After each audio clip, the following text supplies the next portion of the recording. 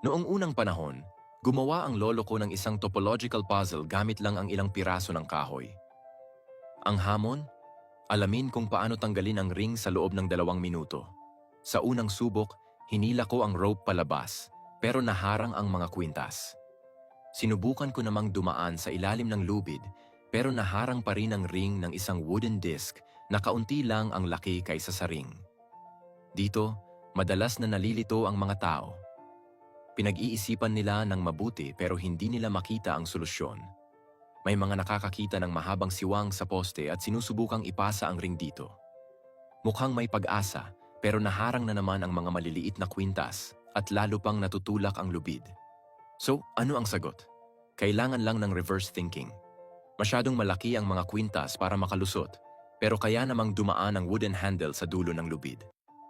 Una, itagilid ang hawakan at ipasa ito. Pagkatapos, hawakan ang isang kwintas at ang ring, at sabay na itulak ang mga ito pataas hanggang sa makarating sa tuktok ng poste. I-loop ang ring sa kwintas at ihiwalay silang magkasalungat. Sa wakas, i-guide ang ring sa path ng lubid hanggang dumaan ito sa agwat. Dahan-dahang hilahin at makalabas na ang ring. Mag-comment ng wow kung nagustuhan mo ang puzzle na to.